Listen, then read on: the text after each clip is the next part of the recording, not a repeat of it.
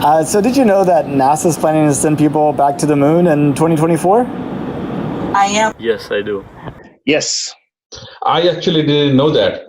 I had no idea. I do. I'm aware of it. Yeah, I heard something about that. When we were growing up, after Challenger, I think the magic went out of it for a lot of people. And it just became commonplace. I mean, we were sending the shuttle up practically a lot.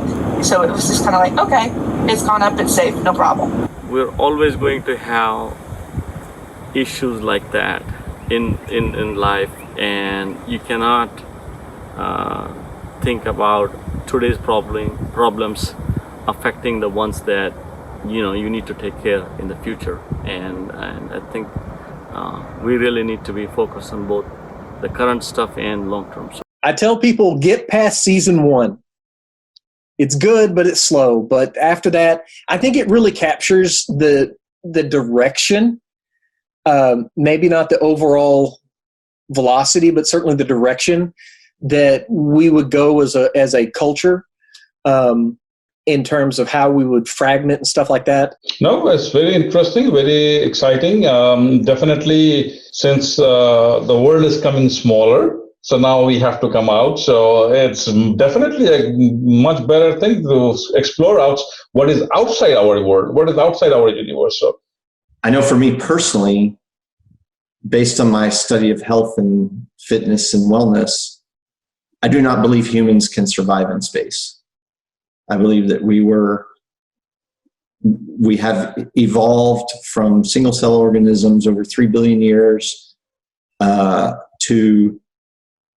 and because of that, we are very, very finely tuned to live in this environment on this planet and see one sunrise and one sunset in a 24-hour period.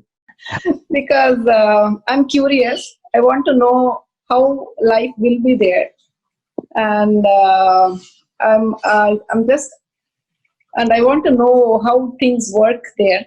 Yeah, so I think space exploration is important. Like when you think about, the space program in the 60s and the 70s, so much technology that we use today came out of it.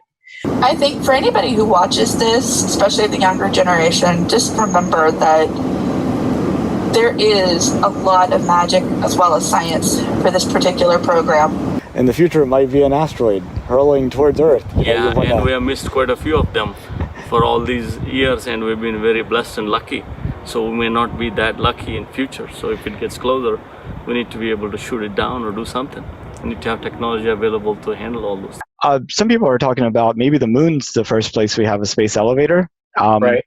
It would be kind of a different physics. Instead of having a big mass in geostationary orbit over someplace on the equator with like a thread going between it, it would actually be kind of gravity based in the sense that the L1 point between the Earth and the moon is not that far away from the moon.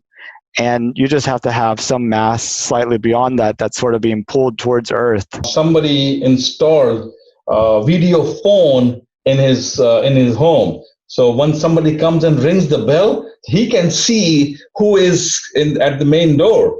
And then he basically opens, So this was like way back when you were very young.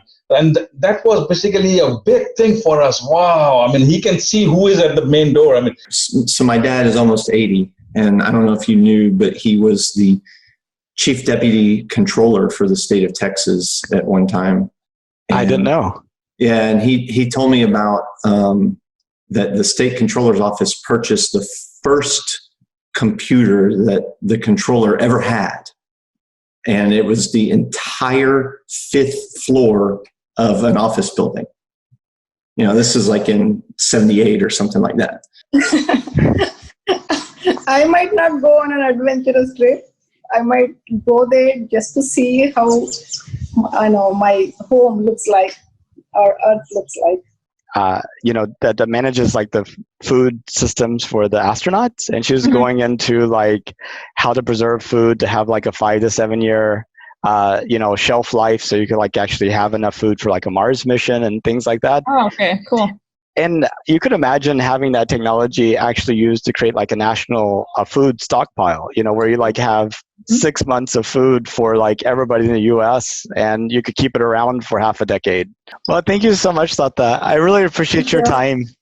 Oh, sure. Me too. Thank you. Thank you for making me part of your group project.